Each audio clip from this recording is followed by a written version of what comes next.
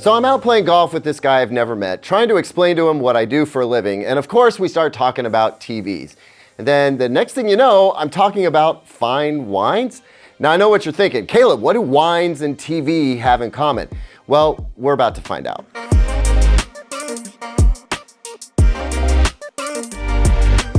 Welcome back everyone, I'm Caleb Dennison and this is my review 2.0, or maybe we just call it a deep dive, on the Sony A95K QD-OLED TV. Welcome to it. So what do TVs and wines have in common? Well, nothing outside of my on-the-spot need for a relatable metaphor while golfing with some guy who, well, he owns a vineyard and he digs wine, and it just made sense at the time to try and help this guy distinguish among several high-end TVs. And the more I thought about it, the more I realized that the Sony A95K really benefits from this metaphor. So by the end of this video, we'll be talking about wine again. But before we do that, let's take a step back and give the A95K another look with the benefit of the last 5 months now being in the rearview mirror. And before I get all nostalgic for 5 months ago, you know the deal. I need your help and I appreciate it tremendously. So click some buttons, leave a comment, share the love, 1 million subs and the big giveaway that comes with it. I can feel it. We're getting close and you can make it happen faster. Okay, thanks. Let's dive in.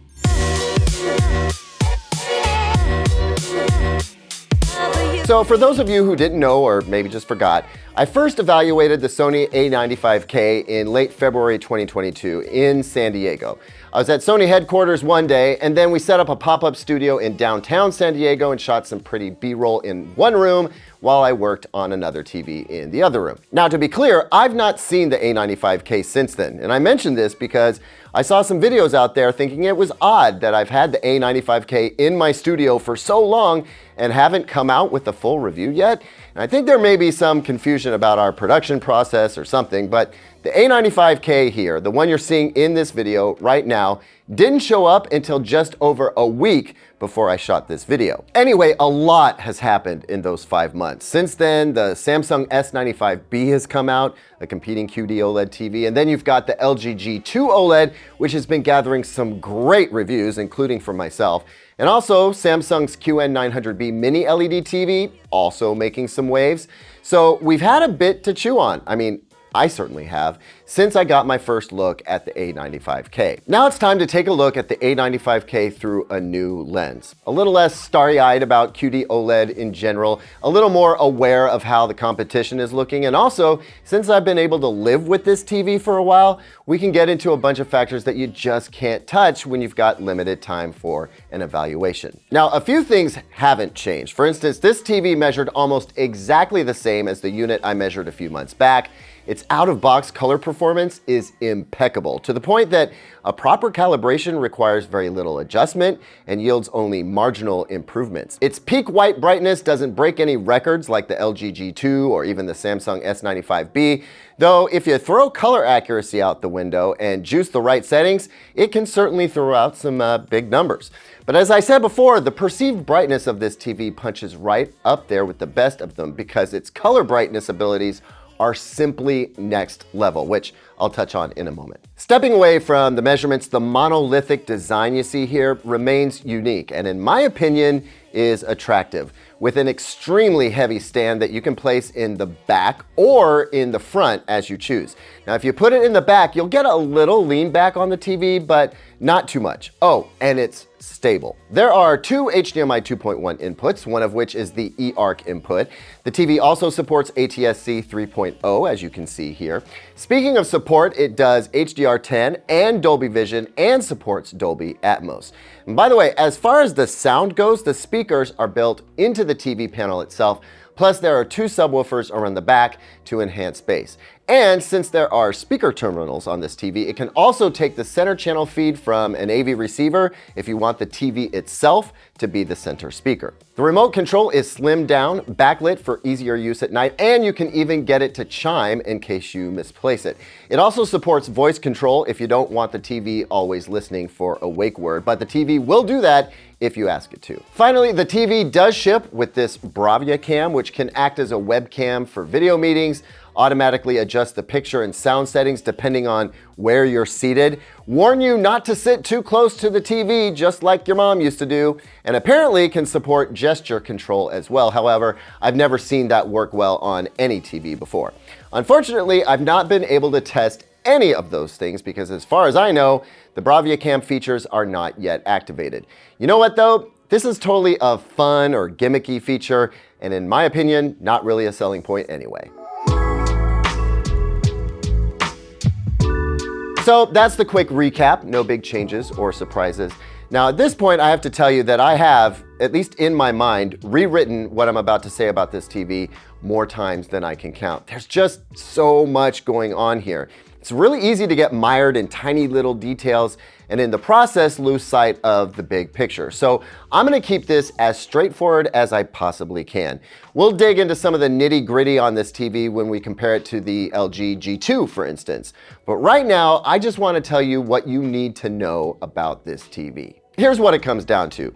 The A95K is, in my opinion, the finest TV Sony has ever made.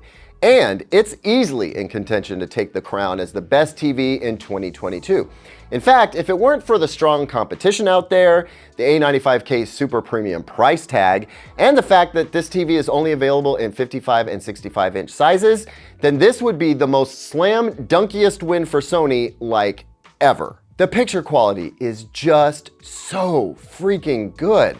Color brightness, color accuracy, overall contrast, motion resolution, all of those factors are extremely impressive on their own, but when you combine them all together in this one TV, the net effect is striking. Perhaps the best endorsement I can give this TV is the story about how I'm seeing content I've watched literally hundreds of times in a completely new light. There are colors here that I've not seen before. The vibrancy and depth is absolutely next level. I love, love, love, love this TV, and I wish everyone could have one. But the fact of the matter is, this TV is not for everyone.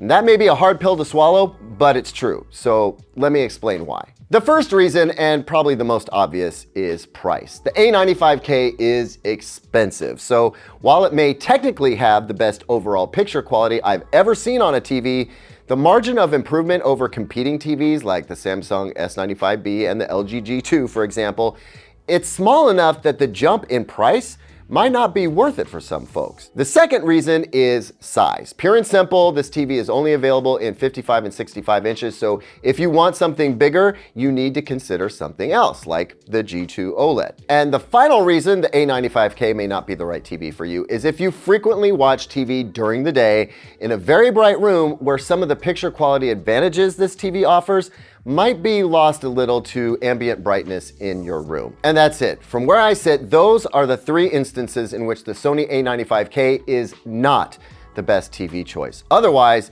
this TV has got it going on in just about every meaningful way.